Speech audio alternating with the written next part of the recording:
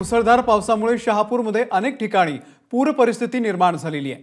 भातसा नदीच्या कडेला असलेल्या वाशिंद येथील सृष्टी फार्मवरती 150 पर्यटक सध्या अडकलेले आहेत। पर्यटकांची सुटका करण्यासाठी रेस्क्यू टीम घटनास्थळी दाखल झालेली आहे। ट्यूब बोट मधून या पर्यटकांना बाहेर काढण्यात येत आहे। एनडीआरएफच्या जवानांकडून हे रेस्क्यू ऑपरेशन सध्या सुरू आहे। अनिल वर्मा या संदर्भातले अपडेट देतील। अनिल, अमोल, आपण जर बघितलं तर रात्रीपासूनच कसारा भाग असेल, शहापूर भाग असेल, या ठिकाणी मोठ्या प्रमाणात पाऊस कोसळत आहे आणि त्याचा परिणाम याचा अर्थ म्हणजे की भातसा नदी आहे, भातसा नदीला पूर परिस्थिती निर्माण झालेली आहे। अनेक गावं जी आहेत त्या गावांमध्ये पाणी शिरलेलं आहे।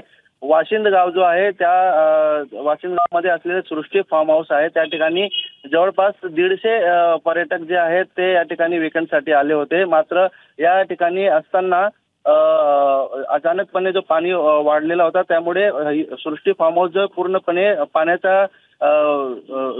पाण्यामध्ये वेढला गेला होता। त्यामुळे येथील जे पर्यटक आहेत ते अडकून बसले होते आणि त्यांना कोणत्याही प्रकारची मदत जी आहे ती या ठिकाणी मिळत नव्हती।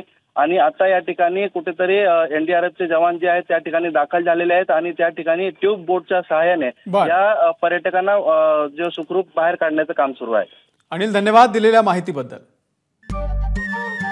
नमस्कार। मनसुद्धा तुझं ही एबीपी माझावरची वेगळीच मालिका खूप गाजली। हिचा दुसरा सीझन केव्हा येणार अशी अनेकदा विचारणा झाली, पण आता प्रतीक्षा संपली। लवकरच येतोय सीझन 2। मन शुद्ध तुझं होई मन शुद्ध तुझं।